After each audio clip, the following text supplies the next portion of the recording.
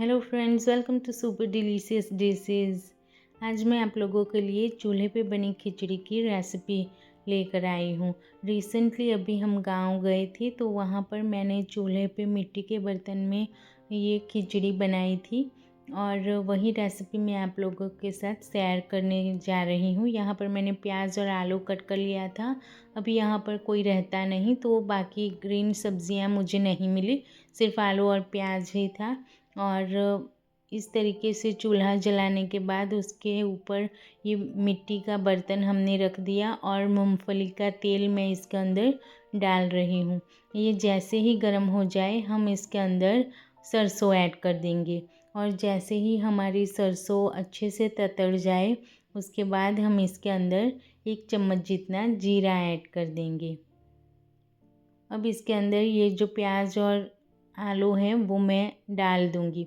मेरे पास अभी कोई सी भी सब्ज़ी अवेलेबल नहीं है तो बस ये 2 ही चीज़ें मैं इसके अंदर डाल रही हूँ। आप चाहो तो आप सब कुछ डाल सकते हो, मटर, टमाटर और जो भी आपके पास अवेलेबल हो। फिर मैं इसके अंदर हल्दी पाउडर डाल दूँगी और धनिया जीरा पाउडर और साथ में लाल मिर्च पाउडर भी ऐड कर दूँगी। अब इन सारी चीज़ों को एकदम अच्छे से हम मिक्स कर देंगे, बस इसी तरीके से। फ्रेंड्स, ये मिट्टी के बर्तन में जो खाना बनता है वो खाने में बहुत ही स्वादिष्ट लगता है और वो भी अगर आप चूल्हे पे बनाते हो तो इसका टेस्ट ही पूरा बदल जाता है। अब इसी तरीके से हम इसे मिक्स कर देंगे। अब यहाँ पर गार्डन में मेरे यहाँ ये जो पौधा है बासमती का वो था, उसके पत्ते मैंने तोड़ के अच्छे से धो लिए और फिर इसे हमने खिचड़ी में ऐड कर देने हैं। इसकी खुशबू बहुत ही अच्छी होती है, बिल्कुल बासमती के चावल आते हैं वैसी ही लगती है इसकी खुशबू। अब इसके अंदर हम चावल और पानी डाल देंगे जिसे मैंने पहले से ही धो कर रखा था। इस चावल के अंदर मैंने थोड़ी सी अरहर की दाल और थोड़ी सी मूंग दाल भी ऐड कर दी थी और फिर इसे पानी समेत इसके अंदर ऐड कर देंगे। बस इसी तरीके से हमने इसे डाल देना है। अभी विंटर का टाइम है तो ठंड भी बहुत लगती है। ऐसे टाइम पे चूल्हे पे खाना बनाने का मज़ा ही कुछ और होता है। अब हम इसके अंदर ये जो खिचड़ी का मसाला होता है वो ऐड कर देंगे और फिर स्वाद अनुसार नमक ऐड कर देंगे। बस इसी तरीके से थोड़ा सा और नमक मैं ऐड कर दूंगी। अब इसे हम अच्छे से चला लेंगे। इस टाइम पे हमें थोड़ी सी ज़्यादा लकड़ियाँ जलानी हैं। जब तक इसका उबाल ना आ जाए तब तक हमने एकदम अच्छे से लकड़ियाँ जला लेनी हैं। अब इसके अंदर हम 2 चम्मच जितना देसी घी ऐड कर देंगे। ठंड बहुत ज़्यादा है तो ये घी भी आप देख सकते हो कि जम गया है। 2 चम्मच जितना मैं इसके अंदर ऐड कर दूंगी। थोड़ी ही देर में ये पिघल जाएगा। अब इसे भी एकदम अच्छे से हम मिक्स कर देंगे। आप देख सकते हैं नीचे एकदम अच्छे से जल रहा है। तो अभी ये साइड पर से बबल उठने लगे हैं और इसके अंदर उबाल आने की तैयारी है।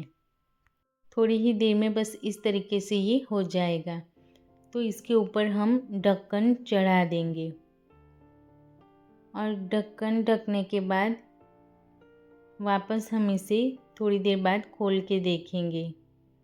इसकी खुशबू बहुत ही अच्छी आ रही थी क्योंकि इसके अंदर हमने खिचड़ी का मसाला और वो जो बासमती के पत्ते हैं वो भी ऐड किए थे।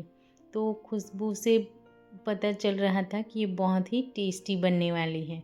अब थोड़ी ही देर में ये तैयार हो जाएगी।